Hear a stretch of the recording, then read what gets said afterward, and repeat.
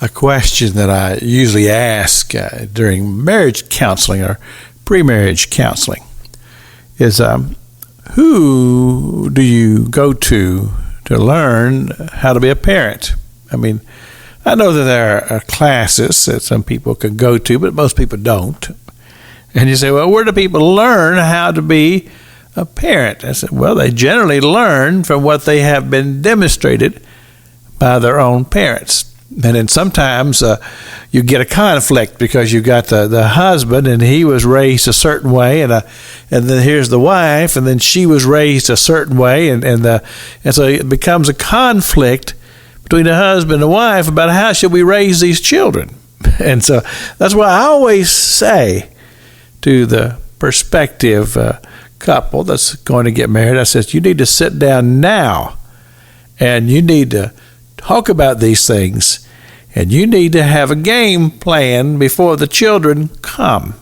And well, I go as far as to say, look, I want you to bring me the notes from your meeting when you come back to the next session, because I want to see what it is you've written and what are the ground rules here. How are we going to do this thing?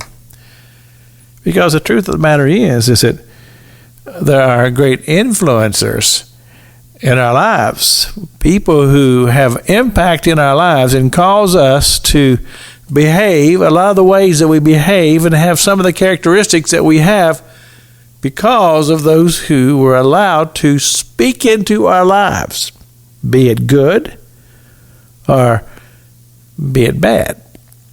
And I've thought about those that we find in Scripture. And I talked about this young man by the name of Joseph, who in the book of Genesis, his father had great influence in his life. And I believe that the father had it in his mind, says, look, I've got to do some things here to cause this young man to mature a little bit, because he's running around and he's telling his brothers about how he has these great dreams and how that his mother and his father are going to someday bow to him. And he's seeing some tendencies in his son that he's a little concerned about. So he sends him on this journey to go out to check on his brother, send him out by himself. Fend for yourself. And of course we know how it went. And then I said this yesterday. I said, well, when you see the way that it turned out, you think, well, evidently Jacob had done a good job of instilling some very positive things in this young man, because when he found himself in the situation there in Egypt as a servant in the house of a man by the name of Potiphar, according to Scripture, he behaved very well. And he took stock of the situation, and he did his best to make the best out of the situation. And I said, well, that had to have been some very positive influence by his father. And of course, I believe that he was very young when his mother died.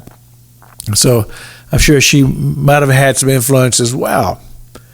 But you see, the truth is that we are all influenced by people that we know.